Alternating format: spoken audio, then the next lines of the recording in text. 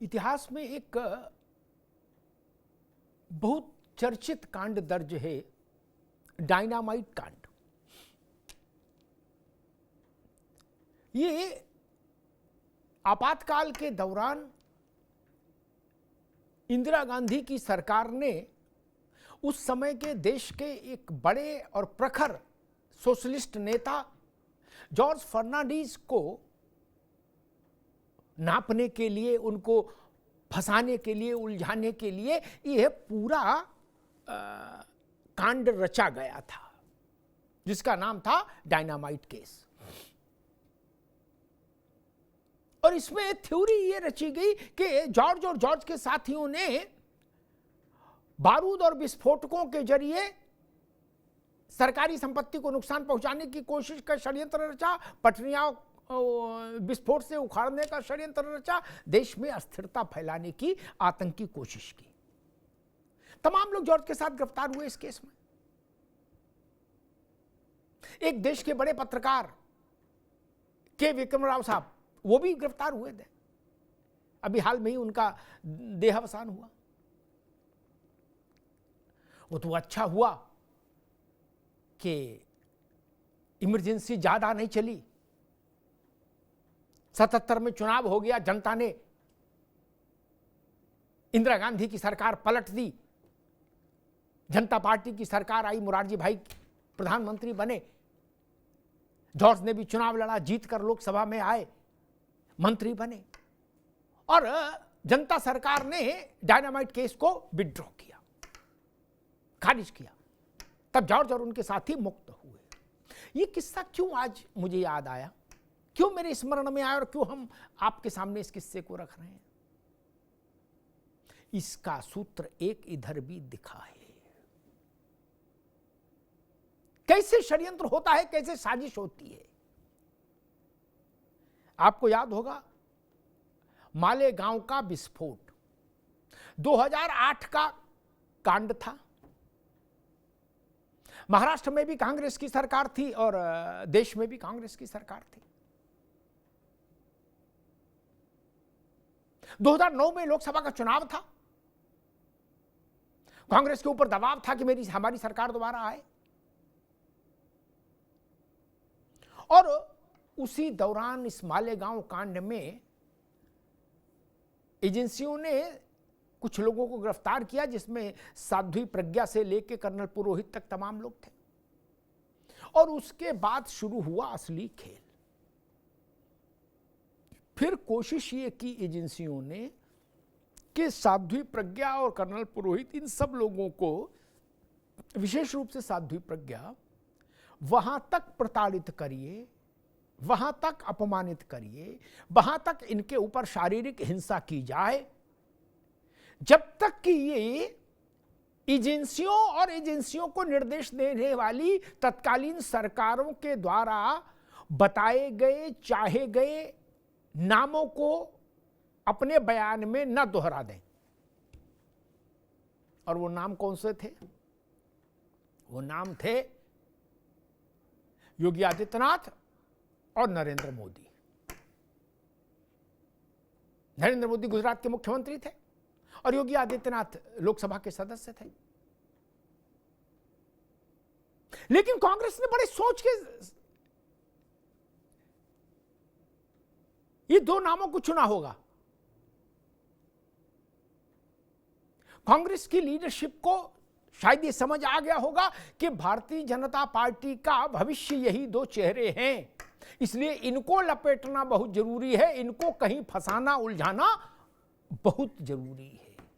इसलिए साध्वी प्रज्ञा की बात पर भरोसा करें। जब वो बरी होके आई हैं अदालत से, तो वो कह रही हैं कि मेरे ऊपर इस बात का दबाव था कि मैं योगी, मोदी और मोहन भागवत, यानी सरसंघ चालक, इसमें केवल सरसंघ चालक के पद मोहन भागवत हैं, जो उस समय सरसंघ चालक हो गए थे, नए नए बने थे। लेकिन नरेंद्र मोदी गुजरात में चीफ मिनिस्टर थे और योगी आदित्यनाथ लोकसभा के सदस्य थे। इसके बाद भी कांग्रेस को शायद ये समझ आ गया कि ये दो चेहरे मोदी और योगी, ये जोड़ी ऐसी है कि जिसको जॉर्ज फर्नांडीज की तरह किसी आतंकी मसले में फंसाना उलझाना बहुत जरूरी है अगर भारतीय जनता पार्टी का विकास रोकना है, उसका उत्कर्ष रोकना है। खैर, साध्वी प्रज्ञा से लेकर कर्नल पुरोहित तक किसी ने नाम नहीं लिया इनका। एजेंसियों के अत्याचार बेकार गए, उनकी मशक्कत व्यर्थ हुई। हिंदू आतंकवाद, भगवा आतंकवाद, सनातन आतंकवाद जैसा नैरेटिव ध्वस्तीभूत हुआ।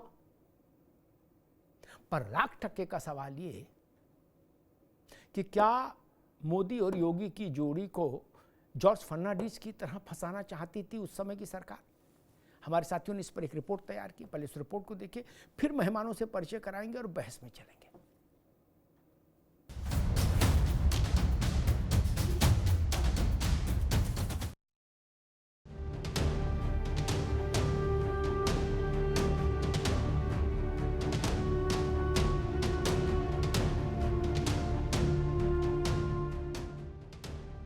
मालेगांव बम ब्लास्ट केस में एनआईए कोर्ट के आदेश के बाद अब हर रोज नए नए खुलासे हो रहे हैं। इसी कड़ी में एक गवाह के खुलासे ने महाराष्ट्र से लेकर दिल्ली और दिल्ली से लेकर उत्तर प्रदेश तक नया दंगल सजा दिया है, क्योंकि गवाह का कहना है कि उस पर सीएम योगी आदित्यनाथ का नाम लेने का दबाव बनाया गया था।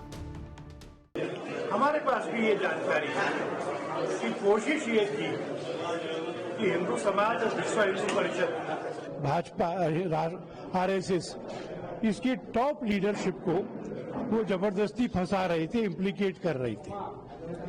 ऑफिसर्स ने एक सीमा तक उनकी बात मानी, 7 लोगों पर झूठा केस बनाया, उसके आगे जाने से इनकार कर दिया। दरअसल इस मामले के कुल 39 गवाहों में से एक गवाह रहे मिलिंद जोशी ने बताया कि उस पर योगी आदित्यनाथ और आरएसएस का नाम लेने का दबाव बनाया गया था, क्योंकि उस समय भी हिंदुत्व का फायर ब्रांड चेहरा थे और इसके लिए उसे कई दिनों तक हिरासत में भी रखा गया था। वहीं दूसरी ओर इस केस में आरोपी रही साध्वी प्रज्ञा ने भी इसी तरह के आरोप लगाए हैं। कांग्रेस ने किस ढंग से षड्यंत्र रच करके भगवा आतंकवाद को फर्जी रूप से स्थापित करने का काम किया था। न्यायालय ने स्पष्ट कर दिया है, भगवा कभी भी देशद्रोही नहीं हो सकता, आतंकवादी नहीं हो सकता। मालेगांव बम ब्लास्ट केस में कोर्ट ने प्रज्ञा ठाकुर और कर्नल पुरोहित समेत सभी 7 आरोपियों को बरी कर दिया है। साथ ही भगवा आतंकवाद को लेकर गढ़ी गई थ्योरी भी पूरी तरह फेल हो गई है। इस फैसले की भी अपने अपने तरीके से व्याख्या की जा रही है। विपक्ष जहां आरोपियों को सबूतों के अभाव में बरी किए जाने पर सवाल उठा रहा है, तो बीजेपी और संघ विपक्ष और तत्कालीन कांग्रेस सरकार को कटघरे में खड़ा कर रहे हैं। जिस तरह से कांग्रेस पार्टी ने जानबूझकर के भगवा वेशधारियों को, साधु सन्यासियों को, देशभक्त नागरिकों को केवल बैलेंस करने के लिए, जानबूझकर के मजहबी तुष्टीकरण के जवाब देने के लिए और मजहबी तुष्टीकरण का एक और नया उन्होंने कीर्तिमान बनाने के लिए इस तरह की एक घृणित काम किया था। इस घृणित काम में वो संघ प्रमुख का नाम जोड़ने का प्रयास कर रहे थे, तमाम हिंदूवादी नेताओं का नाम जोड़ने का प्रयास कर रहे थे, उत्तर प्रदेश के मुख्यमंत्री का नाम जोड़ने का प्रयास कर रहे थे। ये प्रयास अगर सफल हो गए होते तो देश में आज कितनी अराजकता की स्थिति होती। कांग्रेस पार्टी ने जो पाप किया है, इसका प्रायश्चित होना बहुत मुश्किल है। मालेगांव विस्फोट अगर इन आरोपियों ने नहीं किया तो सरकार को बताना चाहिए किन लोगों ने किया। क्या किसी भूत ने किया, प्रेत ने किया, जिन्न ने किया? आरोप आप बरी तो कर रहे हैं, लेकिन इसका मतलब यह है कि सरकार की एजेंसियां क्या दबाव में काम कर रही हैं? सरकार की एजेंसियों के पास सबूत नहीं है या सरकार की एजेंसियों के पास कोई प्रमाण नहीं है? हेमंत करकरे जैसे लोगों ने इस चीज का वो किया है, खुलासा किया था, जो शहीद हो गए हैं। बहरहाल करीब 17 साल बाद आए मालेगांव बम ब्लास्ट केस में कोर्ट ने जहां सभी आरोपियों को बरी कर दिया है, वहीं पीड़ित पक्ष अब हाईकोर्ट का दरवाजा खटखटाने की बात कर रहा है। वहीं मालेगांव बम ब्लास्ट केस में मोहन भागवत, मोदी, योगी सरीखे नेताओं को फंसाने की साजिश के खुलासे पर भी संग्राम मचा है। ऐसे में सवाल यही है कि मालेगांव केस का बहाना सीएम योगी थे, निशाना। एक बात तो माननी पड़ेगी भाई कि उस समय की सरकार के पास दूरदृष्टि तो थी, क्योंकि 2008 में योगी और मोदी की जोड़ी राष्ट्रीय स्तर पर इतनी लोकप्रिय नहीं थी जितनी आज है। ना 2008 में मोदी जी भाजपा का शिखर नेतृत्व थे, ना योगी जी भाजपा के सबसे चर्चित चेहरों में से थे। मोदी जी गुजरात के मुख्यमंत्री थे और योगी जी गोरखपुर से सांसद थे। फिर भी कांग्रेस की सरकार ने ये तो तय कर लिया, ये तो समझ लिया कि आने वाले वक्त में यही चेहरा, यही जोड़ी सबसे ज्यादा चमत्कारिक होगी, इसलिए इसको पहले फंसाओ कहीं। जो बात गवाहों से या साध्वी प्रज्ञा या कर्नल पुरोहित के बयानों से साफ हो रही, उसका लबो लुआब यही है। और वैसे ही फंसाओ जैसे 75 में जॉर्ज फर्नांडिस को फंसाया था डायनामाइट कांड में। वो डायनामाइट कांड में लपेटे गए जॉर्ज साहब, और इनको लपेटो मालेगांव में। तरीका वही, प्रक्रिया वही, लक्ष्य वही। मेहमानों साहब का परिचय कराएं। रत्नाकर सिंह हैं, भारतीय जनता पार्टी के प्रवक्ता। रत्नाकर जी का स्वागत है। मुन्ना खान साहब हैं, कांग्रेस के नेता। मुन्ना खान साहब का बहुत स्वागत है। हाजी नाजिम खान साहब हैं, राजनीतिक विश्लेषक। हाजी नाजिम खान साहब का बहुत स्वागत है। अरविंद सिंह जी हैं, राजनीतिक विश्लेषक। अरविंद भाई का बहुत बहुत स्वागत। अरविंद जी, आपसे बात शुरू करेंगे। मुझे बार बार जॉर्ज फर्नांडिस जी याद आ रहे हैं। ये गलती इंदिरा जी करके गई थी। नारा लगता था जेल का फाटक टूटेगा, जॉर्ज हमारा छूटेगा। और मुझे याद है कि उस दौर में जॉर्ज के हथकड़ी वाले पोस्टर से ज्यादा चर्चित हिंदुस्तान में कोई पोस्टर नहीं हुआ। और इंदिरा गांधी को वो अपनी उस साजिश के कारण चुनाव में पराजय का मुंह देखना पड़ा और जॉर्ज फिर जॉर्ज बनकर उभरे। वैसे ही कुछ हो रहा था। दो लोग चुने गए, मोदी और योगी। बोले भाई इनको फंसा दो। अरविंद सिंह जी, इसका मतलब कांग्रेस के पास दूरदृष्टि तो थी। ये तो तारीफ कांग्रेस की होनी चाहिए। जी अमिताभ जी, कांग्रेस के पास दूरदृष्टि बिल्कुल थी, और आपने जो भूमिका में चीजों को रखा है उसके बाद कुछ कहना शेष नहीं रह गया है। और जिस तरह से जॉर्ज फर्नांडिस को फंसाने की कोशिश की गई, उसी तरह से भारतीय जनता पार्टी और हिंदुत्ववादी ताकतों को फंसाने की कोशिश की गई।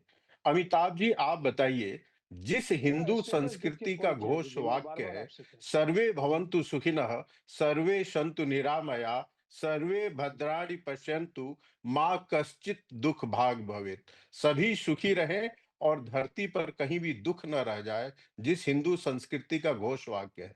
जो हिंदू संस्कृति अनुष्ठान करते समय अपनी मातृभूमि को याद करती है और अनुष्ठान पूरा होने के बाद कहती है इसका फल संपूर्ण ब्रह्मांड को मिले, विश्व का कल्याण हो, उस हिंदू संस्कृति को बदनाम करने की कोशिश कांग्रेस के द्वारा मुस्लिम वोट बैंक को खुश करने के लिए की गई। आप बताइए अब क्या रह गया है? अभी कुछ सप्ताह पहले तत्कालीन गृह मंत्री सुशील कुमार शिंदे का बयान था कि हिंदू आतंकवाद जैसे कोई चीज नहीं थी। मेरे को पार्टी लीडरशिप ने जो कहा वो मैंने कह दिया। मैंने क्यों कहा मुझे पता नहीं है। पता इससे बड़ी शर्मनाक बात क्या हो सकती है? क्या गृह मंत्री को पार्टी लीडरशिप बताएगी कि जांच में क्या कहना है, या जांच एजेंसी बताएगी? इसके बाद तो दूध का दूध और पानी का पानी हो जाता है। आप याद करिए मुस्लिम तुष्टीकरण कैसे सर चढ़ के बोलता था। डॉक्टर मनमोहन सिंह का बयान जो उन्होंने बराक ओबामा से कहा था और जिसको उन्होंने ऑटोबायोग्राफी में ओबामा में लिखा है, और उसका खंडन आज तक कांग्रेस के द्वारा मनमोहन सिंह जी के द्वारा कभी आया नहीं। ये लिखा है कि मनमोहन सिंह ने कहा 26/11 के बाद कि हम पाकिस्तान पे कार्रवाई नहीं करेंगे क्योंकि इससे भारत के मुस्लिम नाराज हो जाएंगे। इससे बड़ा आपको मुस्लिम तुष्टीकरण देखने को मिलेगा। और अभी कुछ दिन पहले एटीएस का जो अधिकारी है उसका भी बयान आया और गवाह भी कह रहा है कि हमारे ऊपर दबाव था। तो अब तो सब कुछ साफ हो गया है। अब तो मैं कहूंगा कि केवल निंदा करने से काम नहीं चलेगा। जिन्होंने भारत की आत्मा हिंदुत्व को बदनाम करने की कोशिश किया, उसके खिलाफ एफआईआर करना चाहिए, उससे पूछताछ की जानी चाहिए। 17 बार अरिदल को क्षमा, ऐसी भूल फिर न होगी। इस नीति पे काम करने की जरूरत है। और अच्छा है आज रत्नाकर सिंह जी हैं। एक समय में सोनिया जी की चरण वंदना करते थे और एटीएस और बम ब्लास्ट वालों के पक्ष में बोलते रहे। आज मैं सुनना चाहूंगा कि ये कहेंगे या नहीं कि सोनिया गांधी से इंट्रोगेशन होना चाहिए या नहीं होना चाहिए। मैं सुनना चाहूंगा भारतीय जनता पार्टी के प्रवक्ता के रूप में जो उपस्थित ठीक। हैं, आज उनका क्या विचार है? ठीक जी। है अरविंद भाई। हाजी नाजिम साहब, एक जांच एजेंसी का मुलाजिम जो रिटायर है और संयोग से वो इस्लाम धर्म से हैं, वो एक गवाह और साध्वी प्रज्ञा खुद, जिनको एजेंसियों ने, सरकार ने मुख्य आरोपी माना था, सब कह रहे हैं कि कहा गया कि योगी, मोदी और भागवत इन तीन को नापो, चाहे जैसे नापो, अगर नौकरी करनी है तो इन तीन को फंसाओ मालेगांव में, हमें ये तीनों चाहिए। ऐसे काम हो रहा था नाजिम साहब? नहीं, कि भाई आदमी बता दिए, बोले ये तीनों लाओ। कैसे लाओ? ये तुम्हारा हेडक है, अगर कुर्सी पर रहना तो इनको लाओ। इसीलिए मुझे जॉर्ज फर्नांडीज वाली बात याद आ गई। बोले भाई मोदी, योगी, अच्छा ये भी मैं कांग्रेस को दाद दे रहा हूं। 2008 में जब हम लोग नहीं समझ पा रहे थे, अरविंद सिंह नहीं समझ पा रहे थे, रत्नाकर जी नहीं समझ पा रहे थे, बाकी कोई नहीं समझ पा रहा था कि 2025 में ऐसी स्थिति बनेगी कि मोदी और योगी भाजपा का सबसे प्रखर चेहरा हो जाएंगे। 8 में तो ऐसी कोई स्थिति थी नहीं। तब भी कांग्रेस ने समझ लिया कि ना गुरु, इन्हीं को लपेटना है, और पूरी मशीनरी लग गई। नाजिम खान साहब। हाँ अमिताभ जी, मेरी आवाज जी। आप तक आ रही है अमिताभ जी? जी बिल्कुल आ रही है, अच्छी से आ रही अमिताभ है। जी जी। अभी हाँ अमिताभ जी, अभी आपने कहा कि आपको फर्नांडीज याद आ रहे हैं, तो देखिए आपको फर्नांडीज याद आ रहे हैं 1977 में, लेकिन हाजी नाजिम खान को 2008 के अंदर जो मालेगांव ब्लास्ट में जो 6 मुस्लिम हत्या हुई है, 100 से ज्यादा लोग घायल हुए, वो याद आ रहे हैं। क्योंकि देखिए जिस तरीके से ये केस चला है, तो केस चलने में 17 साल लगी। जांच एजेंसियों ने वो पर्याप्त सबूत न इकट्ठा कर पाए जिसके आधार पे आज 7 आरोपी बरी हो गए। लेकिन जी। वो 6 जो मुसलमान थे जिनकी मौत हो गई, उनके पीड़ित परिवार हैं, उनके दिलों से जाके पूछिए। और उसी से पहले एक चंद दिनों पहले एक फैसला भी आया था मुंबई ब्लास्ट ट्रेन वाला भी, वहां पे भी 12 आरोपी थे, मुस्लिम थे, वो भी बाइज्जत बरी हुए थे। लेकिन महाराष्ट्र सरकार तुरंत कोर्ट चली जाती है, लेकिन यहाँ पर ऐसा नहीं हुआ। तो कहीं ना कहीं मुझे लगता है कि जब बैलेंस वाली बात है, तो महाराष्ट्र सरकार को जिस केस में गए थे मुंबई ट्रेन ब्लास्ट में, तो फिर उसी आधार पे यहाँ पे भी मालेगांव ब्लास्ट में जाना चाहिए। खैर छोड़िए, ये देखिए, ये तो सरकार का काम है कहाँ किसके लिए खड़ा होना, ये हम लोगों को बताने की जरूरत नहीं है। और अमिताभ जी, एक चीज हो रहा है कि आजकल बड़ी बात चल रही है कि मैं एक बयान भी सुन रहा था, बयान में हरा रंग का भी जिक्र आ रहा था। लेकिन देखिए मैं आपको बता दूं, देखिए हम लोग जो है ना तो किसी धर्म के अंदर आतंकवाद देखते हैं, लेकिन कुछ लोग हैं जिनकी मानसिकता ऐसी है, मानसिक रोगी है, वो हमेशा आतंकवाद के अंदर मजहब जरूर तलाश करते हैं। जिस तरीके से कहा गया है कि भी देखिए हरा रंग, भाई देखिए हरा रंग को आपने आतंकवाद से जोड़ दिया, जबकि हरा की तो मिसाल क्या है, मेरे भारत की आन बान शान जो हमेशा है, उसके अंदर भी रंग है, उसके साथ साथ जो नेचुरल प्रकृति है उसका भी रंग है। आपने देखा होगा पेड़ पौधों का रंग हरा है, और तो जो भगवान है, भगवानों का कलर भी हरा है, उनको भी पसंद है। और तो और इसके साथ हरी सब्जियां हैं। देखिए किस तरीके से आतंकवाद के लिए हरा रंग चूज किया गया, इस तरीके की धारणा देश के अंदर बनाई जा रही है। अमिताभ जी ये बता दीजिए, क्या भारत के अंदर आतंकवाद को हरे रंग से या ठीक है हाजी नाजिम, हाजी साहब अभी रुकना होगा। मैं मुन्ना खान साहब के पास चलूंगा और बीजेपी के पास चलूंगा। हाजी भाई अभी रुकना होगा। 2 बातें जो नाजिम साहब ने कही, उसमें 2 बातें हैं जिन पर मुझे टिप्पणी करनी। पहली बात तो ये, हर मौत शोक का विषय है। मेरे लिए 3 लोग मालेगांव में मारे गए, कुछ घायल हुए, वो भी दुखद है। और 181 लोग ट्रेन में मार भस्मीभूत कर दिए गए ट्रेन विस्फोट में, वो भी दुखद है। 181 लोग। हम मालेगांव में बताते कि मुसलमान मारे गए, लेकिन 181 में कौन मारे गए, ये कोई अगर ये बोल देंगे अरविंद सिंह या रत्नाकर, तो इनको टोक दोगे, कहोगे भारतीय मारे गए। मालेगांव में मुसलमान मारे गए और ट्रेन में 181, बोले नो नो नो, पार्लियामेंट को याद करिए, इंडियन इंडियन इंडियन। और मालेगांव कौन मारे गए, मुस्लिम मुस्लिम मुस्लिम। ऐसे चलोगे? किसकी आंखों में धूल झोंक रहे भैया, किसकी आंखों में धूल झोंक रहे हो? धूल नहीं, आप तो कसम मिर्ची झोंक रहे हो आंख में। और दाल में तड़का लगाओ, मिर्च का आंख में लगाओगे। और दूसरी बात मैं कहता हूं, एजेंसी ने काम ठीक से नहीं किया, एजेंसी को के खिलाफ मुकदमा करो। कोर्ट ने गलत फैसला दिया, सुप्रीम कोर्ट जाओ, सारी बात स्वीकार्य है। लेकिन मालेगांव कांड में योगी आदित्यनाथ, नरेंद्र मोदी और मोहन भागवत को किसी भी प्रकार एन के न प्रकारेण फंसाओ, ये कौन सी थ्योरी है? ये कौन सी थ्योरी है? जिनने मालेगांव किया उनको ढूंढो, मुकदमा लड़ो, सुप्रीम कोर्ट तक लड़ो, इंटरनेशनल कोर्ट तक लड़ो, हम सहमत हैं। लेकिन गोरखपुर के सांसद और गुजरात के मुख्यमंत्री को मालेगांव में लाके नाप दो, ये तो नहीं चलेगा ना मित्र। जांच करो। लेकिन जबरिया फंसा दोगे। वो अधिकारी क्या कह रहा है, रत्नाकर भाई, अरे मुन्ना खान साहब, वो अधिकारी कह रहा है कि हमारे वो महाराष्ट्र के जो बाद में पुलिस प्रमुख हुए, परमवीर महावीर, क्या नाम था, परमवीर, हाँ, उनका वही जिक्र कर रहा है कि उन्होंने हमसे कहा कि किसी भी तरह से इन 3 लोगों को इसमें फंसाओ। हम ये 3 लोगों को चाहते हैं कि इसमें ये लोग फंस जाएं। तो ऐसे तो फिर चीजें नहीं हो सकती। अगर ये तय करके हो जाए कि इस जांच में इन 3 को नापना ही नापना है, इनकी भूमिका हो या नहीं हो, इससे मतलब नहीं। मुन्ना खान साहब, तब तो मामला बहुत गड़बड़ हो जाएगा। नहीं, अमिताभ जी, ये बात किसने कही? एटीएस के पूर्व अधिकारी। जी हाँ। आप बैकग्राउंड जानते हैं उसका, कौन है वो? नहीं, मैं ये जानता हूँ एटीएस में काम करता था। बैकग्राउंड तो आपको पता होगा। मैं बता दे रहा हूँ, बीजेपी का दल्ला है वो। भतीजा उसका बीजेपी से चुनाव लड़ चुका है। तो जो बीजेपी के उस परिवार में कोई चुनाव लड़ेगा, उसकी बात सही नहीं मानी जाएगी। जो बीजेपी किसी का परिवार का पक्ष बोलेगा।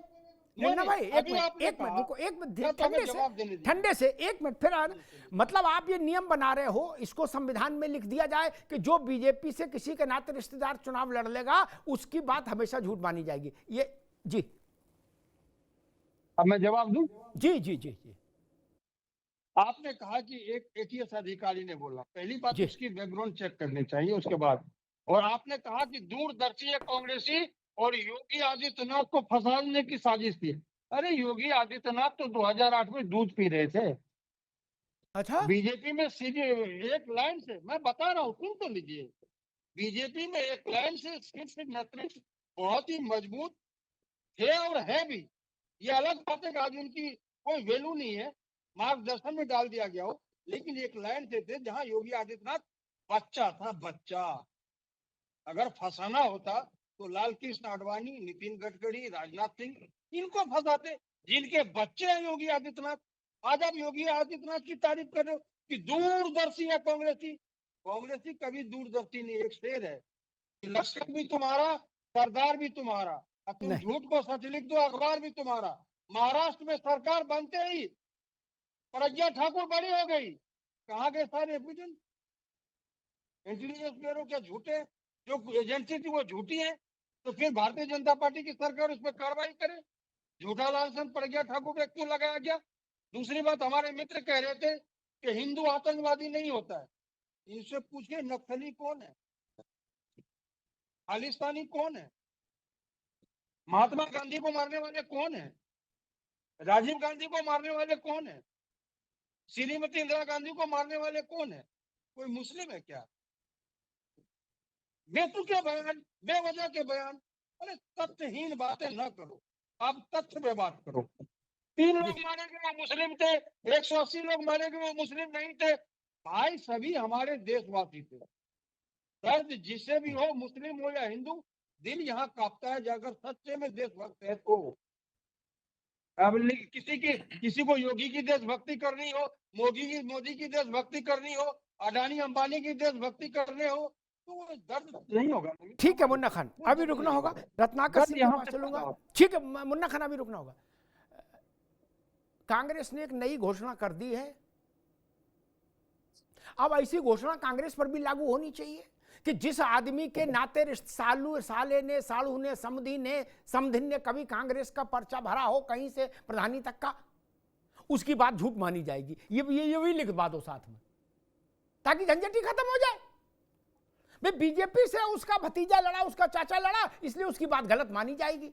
तो कांग्रेस से जो लोग चुनाव लड़ रहे हैं वो हरिश्चंद्र हैं, फिर उनकी बात चलेगी। दोन अपने तो नहीं चलेंगे, तय कर लो ना। तब तो जरा कितने लोग झूठे साबित हो जाएंगे, कितने लोग सरकार में बड़े पदों पर रहे और उनके रिश्तेदार कांग्रेस में चुनाव लड़ते रहे, राजनीति करते रहे। कोई नई बात है क्या चुनाव ऐसा करना? दूसरी बात कही जा रही है कि योगी आदित्यनाथ बच्चे थे।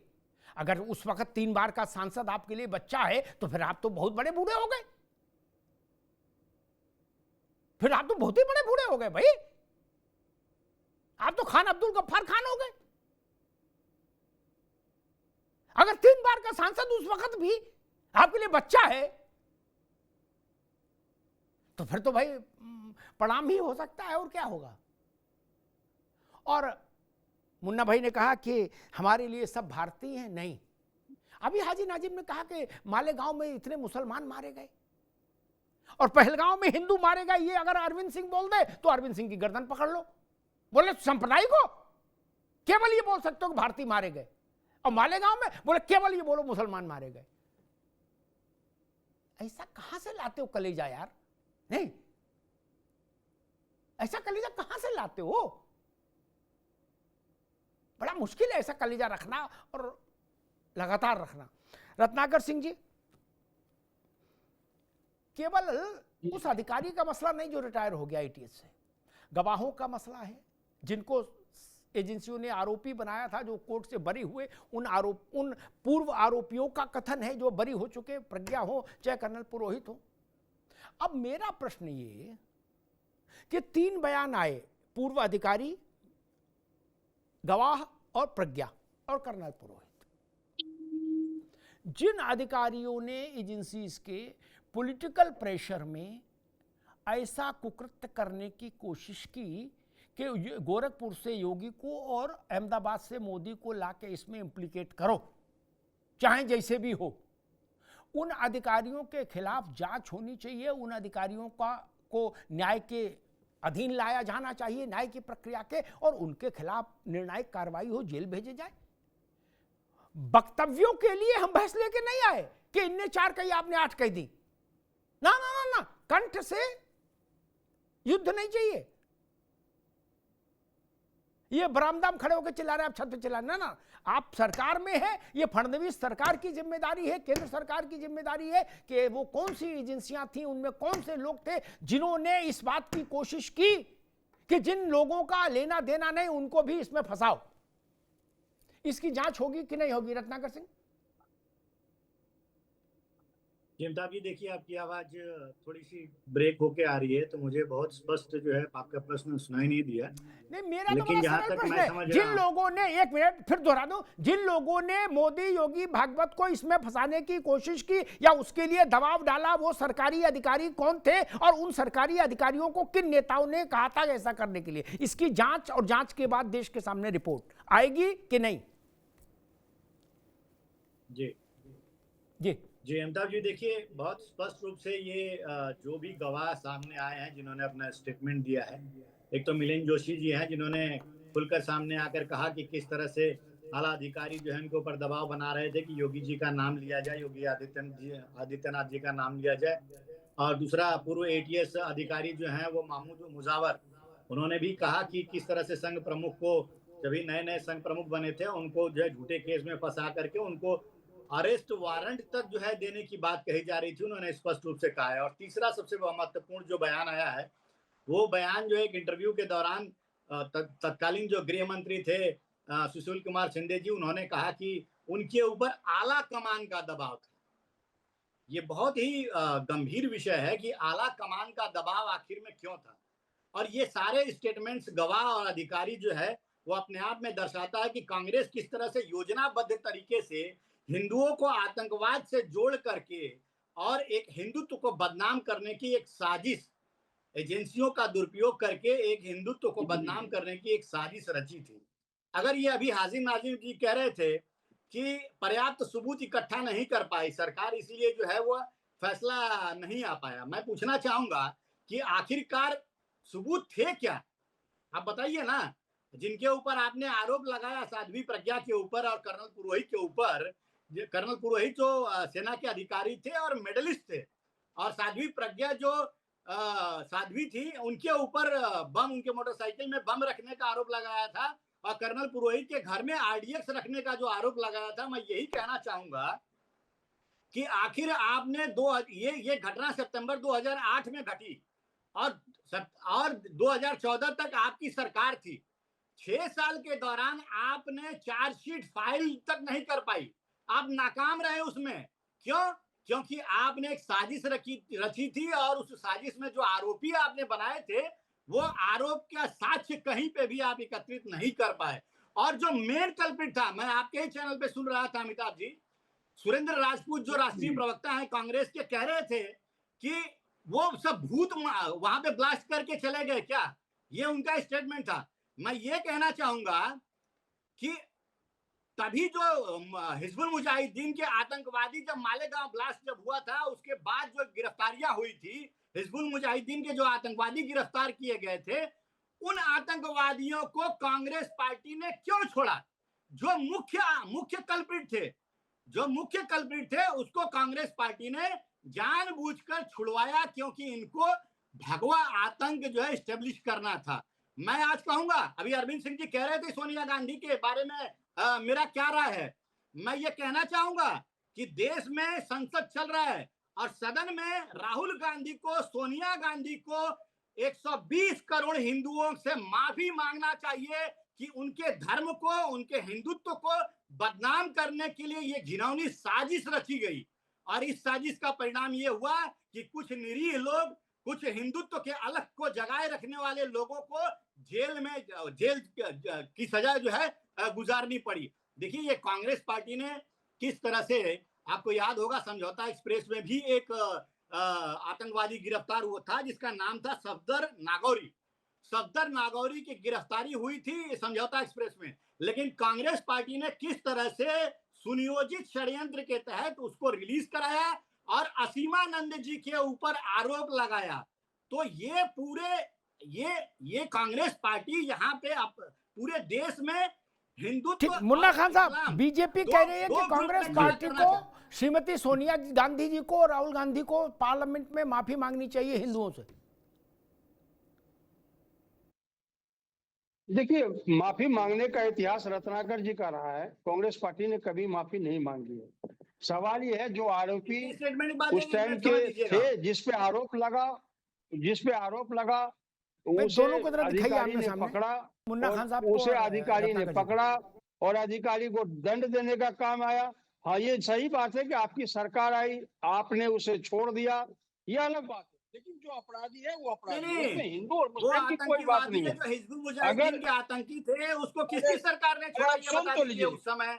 आतंकी छोड़ने का इतिहास आपका रहा है, कंधार आतंकी छोड़ने उनको गिरफ्तार करने का आतंकवादी छोड़ने के लिए कंधार आप ये जो मुन्ना खान कह रहे हैं, मैं इनको एक चीज कहना चाहूंगा, कभी भी नहीं छोड़ा। बता दीजिए, आप बता दीजिए, राहुल गांधी ने विकीलीक्स खुलासे में ये कहा कि नहीं कहा मिर्गी राजदूत से कभी भी आतंकवादी को नहीं छोड़ा, आतंकवादी को सजा देने का काम किया। आपका इतिहास गवाह है, आपने आतंकवादी को छोड़ा है, आपने हिंदू और मुसलमानों को लड़ा करके छोड़ा है, राजनीति करना चाहते थे, यही तो आपकी मंशा थी। आपने छोड़ा है, छोड़ा है, ये आपका इतिहास गवाह है। क्षेत्रीय पार्टियां जो है वो मुसलमानों का वोट हासिल कर रही थी, चाहे वो लालू थे, चाहे मुलायम थे, चाहे पश्चिम बंगाल था, चाहे तमिलनाडु था। 2009 में इनको मुसलमानों का वोट चाहिए था, इसलिए इस तरह का घिनौना षड्यंत्र करके, हिंदुत्व को बदनाम करके, हिंदुओं को बदनाम करके ये वोट की राजनीति करना चाहते थे, ये मुस्लिम तुष्टीकरण की राजनीति करना चाहते थे। और जनता ने सबक सिखाया, जनता जानती है कि किस तरह से घिनौना अपराध आप लोगों ने किया है। उसके बाइक पे बारूद लादने का काम कांग्रेस पार्टी ने नहीं किया था। राहुल गांधी ने कहा कि नहीं कहा, ब्लास्ट करने का Rahul Gandhi saffron terrorism is more deadly than वो लश्कर तैयबा राहुल आतंकवादी गांधी ने थी, कहा ना, आतंकवादी चिदम्बरम है, ने आतंकवादी 25 अगस्त रहेगी। 2010 एक मिनट रत्नाकर भाई, आपको रोको। मुन्ना खान साहब एक बार रुकिए। रत्नाकर भाई आप भी रुकिए, आप भी। मुन्ना भाई एक बार रुकिए। मुन्ना भाई, लेकिन एक बात तो है ये कि आज जो सुप्रीम कोर्ट ने कहा वो तो भाजपा नहीं है क्या? वो तो अदालत है और सबसे बड़ी अदालत। आज सुप्रीम कोर्ट ने क्या कहा चाइना वाले मसले पर? मतलब इससे ज्यादा और फिर क्या कहे कोर्ट का? इससे ज्यादा और क्या कह सकता? उसने कहा कोई देशभक्त व्यक्ति ऐसे आरोप नहीं लगा सकता, कहा ना। और उसने कहा कि सबूत क्या है आपके पास, दस्तावेज है तो दिखाओ। आप कैसे बोल सकते हो? ये आपने सुना होगा ना, ये बात किसी छोटे व्यक्ति ने नहीं की। देश की सबसे बड़ी अदालत ने कहा आपके सबसे बड़े नेता के लिए। मुन्ना खान साहब, इससे तो नहीं भाग सकते ना। मैं अमिताभ जी जवाब तो दे दूं। मैंने पहले भी कहा था, कातिल भी आप है, मुंशिफ भी आप है। अल्लाह ये सुप्रीम कोर्ट से कह रहे हो? सरदार भी तुम्हारा, तुम झूठ को सच लिख दो अखबार। कोर्ट को भी एक लपेटे में ले लेते हैं। आप बात कर रहे हो, अच्छा आप कोर्ट को झूठा बता रहे हो? बात कर रहे हो आप अपने शब्द हमारे मुंह में डाल रहे हो। आप हमारी बात तो सुने जनाब। जी जी जी जनाब जी। मैं ये कह रहा हूँ, जिस सुप्रीम कोर्ट की आप बात कर रहे हो, उसी सुप्रीम कोर्ट के 5 जज इतिहास में पहली बार बाहर प्रेस कॉन्फ्रेंस करने आए कि भैया ये सरकार और सरकार में बैठे शाह और शहंशाह हमें फैसले लेने नहीं दे रहा। मुन्ना भाई, हम कह रहे 15 जज आए हो, 5 नहीं, हमने 3 का गुणा कर दिया। लेकिन आज जो बोला है वो तो बोला है ना। कांग्रेस पार्टी ने कहा, ये कांग्रेस। अरे भाई, आज जो सुप्रीम कोर्ट ने बोला है राहुल गांधी के लिए, वो तो बोला है ना। उस पर आपकी प्रतिक्रिया क्या है? ये जज ने कहा, और जज लोया की हत्या किस संदिग्ध अवस्था में हुई सभी को पता है। मैं आपसे, अरे आप दुनिया के इतिहास बता रहे हो मुन्ना भाई। इतिहास नहीं बता रहा दुनिया की। अरे महाराज, मैं पूछ रहा हूँ, सुप्रीम कोर्ट ने कहा कि कोई देशभक्त, एक मिनट रुकिए, कि कोई देशभक्त व्यक्ति ऐसी बातें नहीं कर सकता। एलओपी के लिए कहा सुप्रीम कोर्ट ने। अतीत में 15 लोगों ने प्रेस कॉन्फ्रेंस की, 500 लोगों ने प्रेस कॉन्फ्रेंस की। लोया का क्या हुआ, इसका क्या हुआ, वो सब छोड़ दीजिए। आज सुप्रीम कोर्ट ने कहा ना, इस पर तो बोलोगे कि नहीं बोलोगे? मैं कह तो रहा हूं अमिताभ जी, सुप्रीम कोर्ट ने कहा, मैं उनके ऊपर टीका टिप्पणी नहीं कर सकता। वो सर्वोच्च न्यायालय है और हम सभी के दिल में बसते हैं। लेकिन ये दिल में दर्द देने का काम कर कौन रहा है? दिल में दर्द था तभी तो 5 लोग बाहर आकर के। ठीक, मुन्ना खान साहब कह रहे हैं कि सुप्रीम कोर्ट दिल में दर्द देने का काम कर रहा है। अरविंद सिंह जी, सुप्रीम कोर्ट ने आज एक बड़ी बात कह दी। और दूसरी बात, मुन्ना खान साहब ने एक शेर पढ़ दिया सुप्रीम कोर्ट के लिए कि लश्कर भी तुम्हारा, सरदार भी तुम, अखबार भी तुम, फलाना भी तुम, सब तुम ही तुम हो, फैसला कर दो। अब ये जजेस जाने कि इस शेर का अर्थ क्या है, मैं तो इतना समझदार नहीं। अरविंद जी, लेकिन बात बहुत बड़ी कही है देश की एपेक्स कोर्ट ने, सर्वोच्च न्यायालय ने, और उसने जो एक पंच लाइन दी है कि कोई देशभक्त ऐसा आरोप नहीं। ये बहुत बड़ी बात है, छोटी बात नहीं। जी, और खासतौर पर मसला जब एलओपी का हो, लीडर ऑफ ऑपोजिशन का। अरविंद सिंह, देखिए, मेरा तो मानना है कि बोलने के पहले सोचना चाहिए और सोचकर बोलना चाहिए। या तो राहुल गांधी जी के पास सोच की कमी है, अकल की कमी है, या तो बहुत षड्यंत्र के तहत चीजों को कहते हैं। एक बार कहते हैं और बाद में उसको माफी मांगते हैं। 2 बार तो उन्होंने 2019 में राफेल वाले मामले में मांगा, जब उन्होंने नारा लगाया था कि चौकीदार चोर है, ऐसा सुप्रीम कोर्ट ने कहा है 2 बार। और बाकी जगह भी जो केसेस चल रहे हैं उसमें इनका कहना ये होता है कि मेरा ऐसा मंतव्य नहीं था। तो जब मंतव्य नहीं था तो फिर वही बात क्यों नहीं कहते हो जो आपका मंतव्य था? देखिए, आपके डिबेट में नाजिम भाई एक बात कर रहे थे कि जो लोग मरे हैं उनका क्या होगा।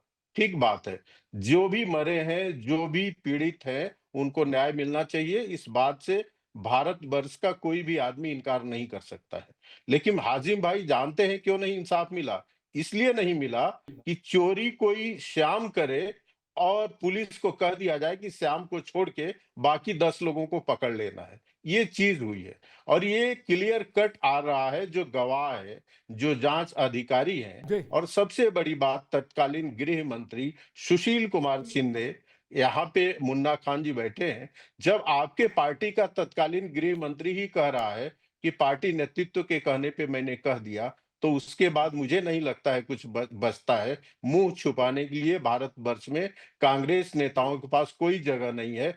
एक ही रास्ता है कि पब्लिक के सामने आकर उनको कहना चाहिए मुन्ना भाई कि आ ये रहे हैं। हमारा अपराध है, हमसे गलती हुई है, हमें ऐसा नहीं करना चाहिए। हाजिम ठीक। नाजिम भाई बोल रहे थे कि इसका रंग हरा है, उसका रंग हरा है, उसका रंग हरा है। देखिए नाजिम भाई, हम आप दोनों भारतवर्ष में रहते हैं, अलग-अलग उपासना पद्धति है, कोई दिक्कत नहीं है।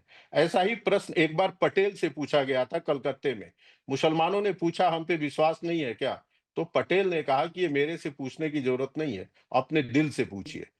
सारे मुसलमान में दिक्कत नहीं है, लेकिन आपको बड़े मन से स्वीकारना होगा कि आपके समाज में कट्टरपंथी तत्व है। हम दोनों भाइयों ने मिलकर स्वतंत्रता संग्राम की लड़ाई लड़ी, लेकिन भारत माता जब आजाद हो रही थी, तो इस देश के किस वर्ग ने कहा कि हमको मजहब के नाम पे राज चाहिए? और जब वोटिंग हुई, तो ठीक। अधिकांश मुसलमानों ने, ये बात सही है या गलत है, पाकिस्तान के फेवर में वोट किया। आप देशभक्त मुसलमान हैं, मैं आपके साथ हूं, लेकिन जो कट्टरपंथी तत्व है, जो विभाजनकारी तत्व है, उनके खिलाफ आवाज बुलंद करना चाहिए। ठीक और है अरविंद हमारे भाई, समाज ठीक। में भी सुशील कुमार शिंदे और सोनिया जी और राहुल जी जैसे तोड़ने वाले ठीक है। जो लोग हैं, ठीक उनके है। खिलाफ भी मैं दिन ठीक। रात आवाज मैं बुलंद हाजी नाजिम करता के हूं। पास चलूं। भारत इससे के पक्ष अरविंद- में जब हम ठीक है अरविंद भाई, आवाज अभी रुकना बुलंद होगा। करेंगे तो अरविंद चीजें सिंह ठीक ने होगी। जो बात कही, उन्होंने सरदार वल्लभ भाई पटेल का एक उद्धरण बताया। मैं एक उद्धरण और जोड़ देता हूं जिसकी चर्चा बहुत कम हुई इतिहास में। 90% तो लोगों को पता भी नहीं कि ऐसा भी कभी हुआ था। 1935 में, यानी आज़ादी से कुछ वर्ष पहले, पटेल बड़े नेता तो थे ही। अहमदाबाद में वो निकाल रहे थे एक रोड शो, जुलूस। एक मस्जिद के सामने जुलूस निकला, तो वहां से 50 लोग निकले, 50, 60, 100 लोग तलवार अलवार लिए, क्या, और पटेल पर हमला कर दिया। पटेल को बचाने में 4 लोगों की जान गई। क्यों हमला कर रहे थे पटेल पर?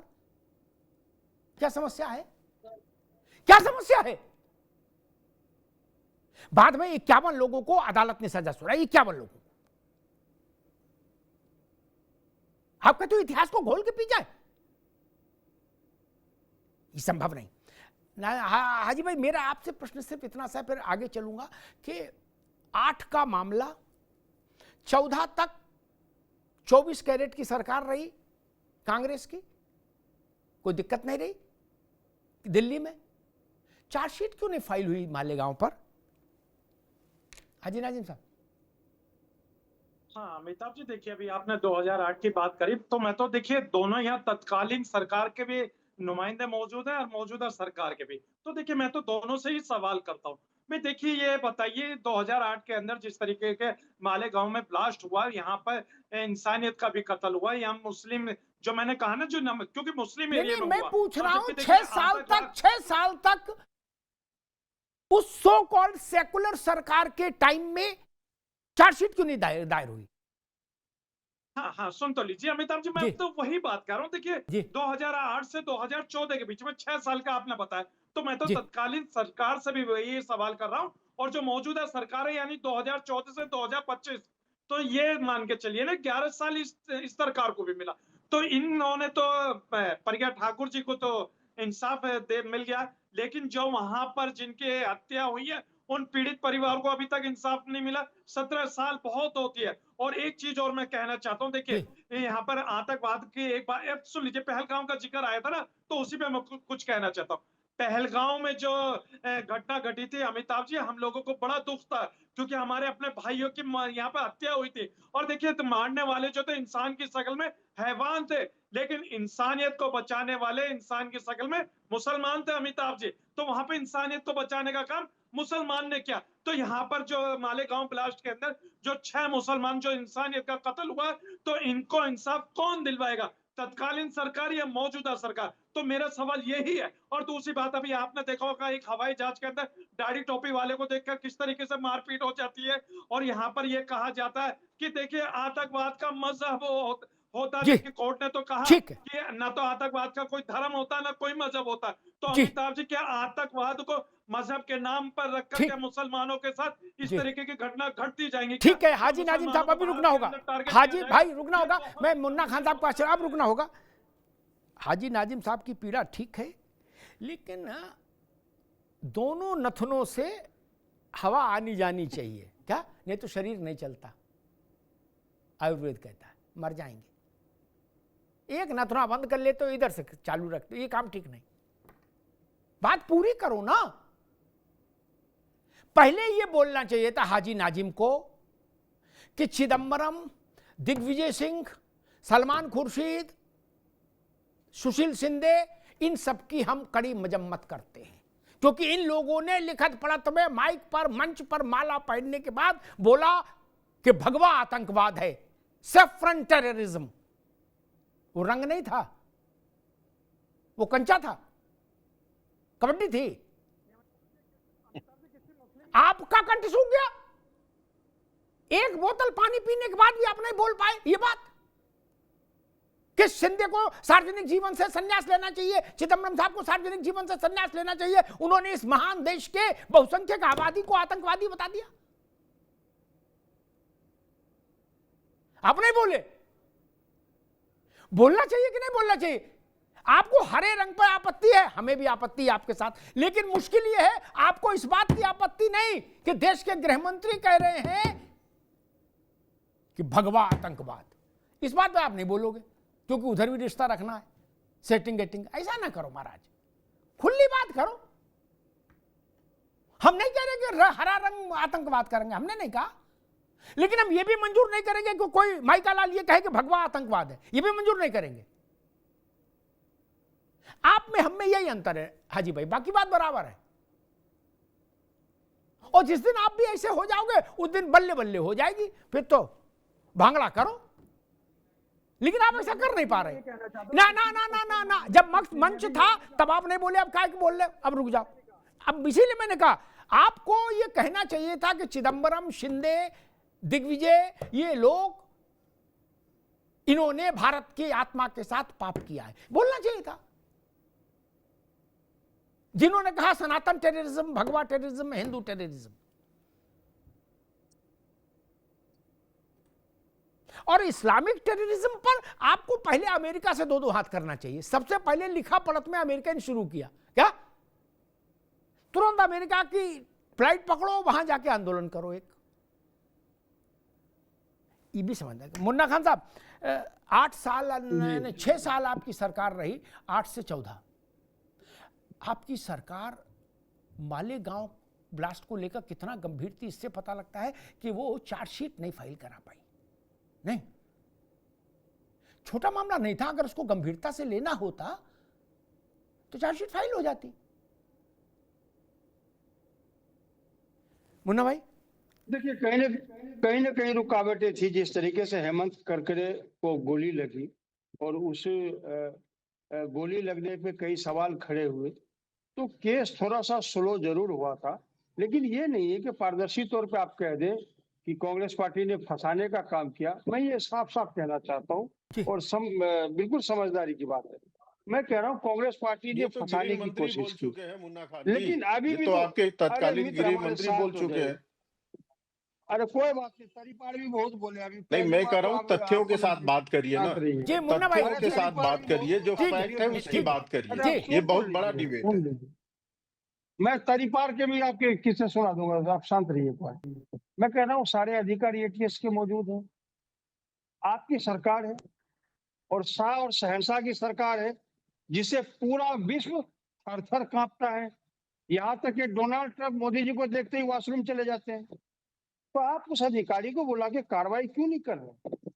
वो अधिकारी आके सामने क्यों नहीं बयान दे रहा है? देश के गृह मंत्री उस टाइम के और कांग्रेस पार्टी ने कहा था कि आप योगी जी को फंसाओ, अमिताभ अग्निहोत्री जी को फंसाओ, मोहन भागवत को फंसाओ, मोदी जी को फंसाओ। ये सरकार को क्यों शर्म आ रही है? देश को बताना चाहिए। ये तो बयान आ चुका है। ये वैलिड सवाल है मुन्ना भाई, इस सवाल पे मैं आपके साथ हूं, इस सवाल पर मैं मुन्ना खान साहब के साथ हूं।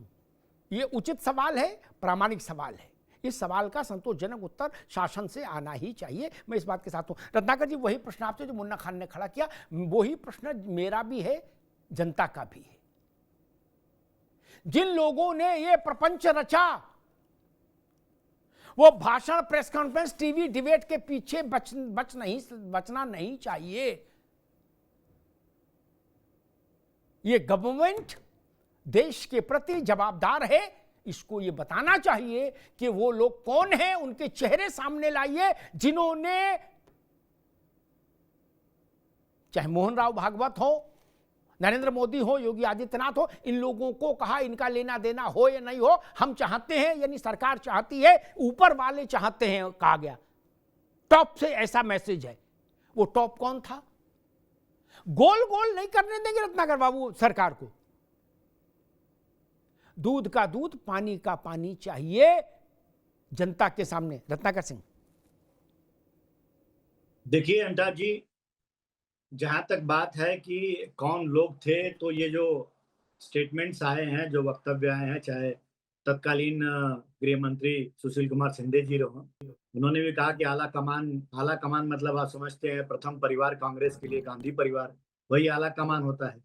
तो देश की जनता के सामने तो ये खुलासा हो ही गया है कि हिंदुओं के प्रति, हिंदुत्व के प्रति, सनातन के प्रति षड्यंत्र कौन कर रहा था, ये खुलासा करने की कोई जरूरत नहीं। रही बात जो अधिकारियों की, तो कुछ अधिकारियों ने, एटीएस के अधिकारी ने ये साफ तौर से नाम लिया है परमवीर सिंह का, तो निश्चित रूप से अगर इसमें कोई गुंजाइश रहेगी तो आगे जांच जो है की जाएगी। इसमें मैं भी आपके साथ हूं इसमें, कि अगर इस तरह का कोई एटीएस का अधिकारी अगर इस तरह का कृत्य करता है तो उसके खिलाफ, चाहे वो भले रिटायर हो गया हो, जांच जरूर होनी चाहिए। मैं आपके साथ खड़ा हूं और मैं भी ये मांग करता हूं, मैं भी शासन से मांग करूंगा कि जरूर जांच होनी चाहिए, कि आगे भविष्य में कोई भी अधिकारी जो है वो सत्ता पक्ष का फेवर करके और उनके राजनीतिक प्रोपेगेंडे में ना फंसे, सच और जीत का खेल की लड़ाई लड़े वहां पे, जो उसका कर्तव्य है। दूसरे बात पे आऊंगा मैं। अभी हमारे हाजिना नाजिम जी कह रहे थे कि आतंक का कोई मजहब नहीं होता, ये अभी कह रहे थे, और ये फैसला आने के बाद कांग्रेस पार्टी के भी कुछ दिग्गज नेता आए और बोले कि, अभी बोल रहे थे कि नहीं आतंक का कोई धर्म नहीं होता है। तो मैं ये पूछना चाहता हूं, अगर आतंक का कोई धर्म नहीं होता है तो फिर कांग्रेस पार्टी ने किस सुनियोजित षड्यंत्र के तहत मालेगांव को भगवा आतंक क्यों कहा? भाई, राहुल गांधी ने जो विकिलीक्स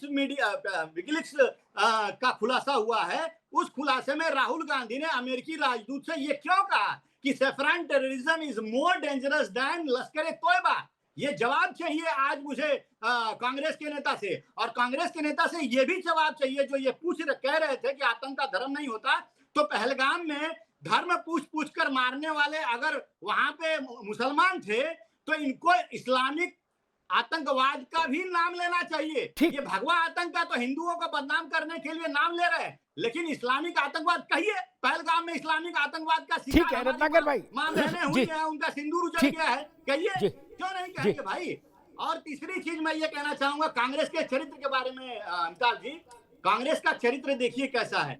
इनके लिए जाकिर हुसैन शांति दूत हैं, इनके लिए हाफिज सईद जो है वो साहेब है, कांग्रेस का बयान उठाकर देख लीजिए। लेकिन इनके लिए साध्वी जो एक सनातन धर्म से जुड़ी है, जो धार्मिक कार्यों में संलग्न है, उनके लिए साध्वी आतंकवादी हैं, और उनके लिए कर्नल जिन्होंने देश की सेवा की वो आतंकवादी है। तो ये चरित्र जो है, ठीक है रत्नाकर जी, अभी रुकना होगा, अब रुकना होगा, समय कम है। सर मुन्ना खान साहब 30 सेकंड, सिर्फ 30 सेकंड में उत्तर दे दीजिए, फिर मैं बाइंड अप करूं जी।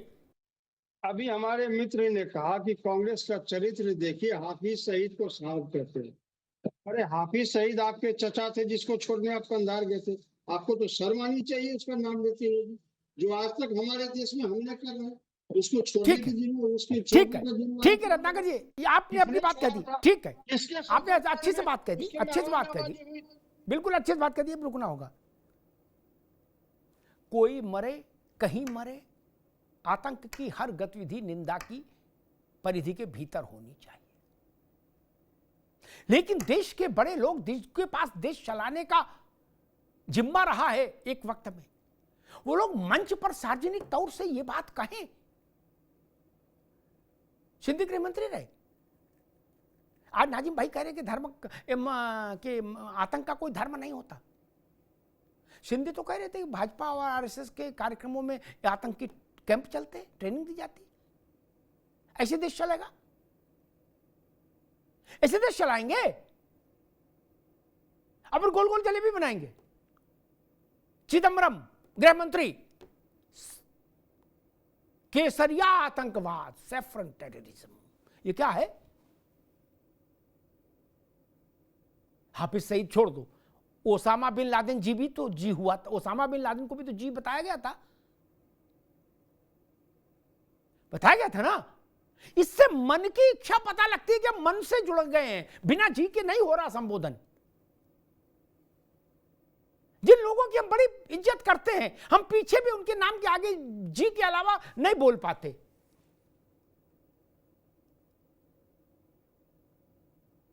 क्योंकि हमारे अंदर मन, अंतर मन में उनके लिए इज्जत है। किसी का दर्द फूटा था जब अमेरिका ने लादेन को ठोक दिया था, वो भी बड़े नेता थे भारत के, नाजिम साहब को भी पता है। उन्होंने क्या कहा था? लादेन जी, जिनको अमेरिका लाद ले गया उनको बता रहे जी। चलो ठीक है, 6 साल कांग्रेस की सरकार रही, मालेगांव में चार्जशीट छोड़िए, 6 साल में तो न्याय हो जाना चाहिए था, नहीं हुआ। क्या आप इसलिए कुछ ऐसा ढूंढ रहे थे जो आपको नहीं मिल रहा था, इसलिए आपने कहा फिर चूल्हे में जाए चार्जशीट? छोड़ो यार, या तो उन 3 लोगों को ले आओ तो हम रुचि लें, और नहीं ला सकते तो फिर छोड़ो। क्या ऐसा खेल खेल रहे थे? और मैं भाजपा की सरकार से भी कहूंगा, देवेंद्र फडणवीस की सरकार भी और केंद्र की भी, ये विषय ये नहीं कि शिंदे ने जो कहा, दिग्विजय सिंह ने जो कहा, चिदंबरम साहब ने जो कहा वो पब्लिक डोमेन में है, बताने की जरूरत, इससे ना ना ना ना ना इससे कुछ नहीं होता। उनने जो कहा वो राजनीतिक लड़ाई है। लेकिन वो अधिकारी कौन थे जो सरकार से पैसा पा रहे थे तनख्वाह का, हमारे टैक्स से, और इस बात के लिए डंडा बजा रहे थे कर्नल पर और साध्वी पर कि इन लोगों का नाम लो। ये सरकारी अधिकारी जांच को भटकाने का प्रयास करे और लगातार करे, ये अपराध है। इस अपराध का दंड मिलना चाहिए, चेहरे सामने आने चाहिए। ये गोल गोल से नहीं चलेगा कि नहीं नहीं देश को तो पता ही ना ना। हमें बताओ कौन लोग थे जिन्होंने साध्वी को शारीरिक यातना दी? साध्वी जो कह रही हैं, एक आयोग गठित होना चाहिए मालेगांव पर, अरविंद जी। उसमें साध्वी से लेके कर्नल को से लेके गवाह से लेके और एटीएस वाले उन सेवानिवृत्त कर्मचारी को सबको समन करिए, आमने सामने बैठा लिए। अगर ये गलत बोल रहे हैं तो ये फिर दोबारा जेल जाएं जो छूट गए, और अगर इनकी बात सच्ची है तो 5, 7, 8, 10, 15 कुछ अधिकारी तो जेल जाएं। और अगर एक भी जेल नहीं गया तो मैं समझूंगा घोर माठा कर दिया आपने भी, रत्नाकर जी। क्या आपने भी घोर माठा कर दिया? बोले गाल बजाने कार्यक्रम रखो, ज्यादा डिटेल में न जाओ, ये मंजूर नहीं। एक बार नजीर सेट हो जानी चाहिए। आने वाले 50 वर्षों तक अधिकारी गड़बड़ करने से डरेंगे। अरविंद जी गलत तो नहीं कह रहा? रिटायर हो गए, देश से तो नहीं भाग गए। जो ऊपर नहीं गए उन सबको खींच कर लाइए, परमवीर हो चाहे रामवीर हो, सबको पकड़ के लाइए। ये कितना जघन्य पाप है कि अपराध उनके सिर डालने की कोशिश की जाए जिनका अपराध से कोई लेना देना नहीं। साध्वी से कहा गया कि तुम तो वहां कुछ दिन गुजरात रही हो, उन्होंने कहा तो बोले मोदी का नाम ले दो, फिर तुम्हें क्या दिक्कत है, बाकी सब सूत्र हम जोड़ देंगे। इस ढंग से जांच हो रही थी। साध्वी कुछ समय गुजरात रही थी तो कहा गया आप तो मोदी को लपेट लो, ऐसे जांच करेंगे। कोई रंग आतंकवाद का नहीं होता नाजिम साहब, सही बात है, लेकिन यह भी क्षमा नहीं हो, इसके लिए भी क्षमा नहीं मिल सकती कि केसरिया आतंकवाद है। सब्जी हरी होती है, अच्छी बात है, उसका भी सम्मान है। सब सब्जी खा ही रहे हैं हरी, लेकिन केसरिया भारत की आत्मा में बैठा हुआ रंग है, वो आत्म बलिदान का रंग है, वो सूर्य की आभा का रंग है। चाहे यहां उगे और चाहे अमेरिका में उगे, सूर्य उगेगा तो उसी रंग में उगेगा जिसको हम भगवा कहते हैं, जिसको हम केसरिया कहते हैं। उसको आतंकवाद का प्रतीक बता के कोई चला जाएगा?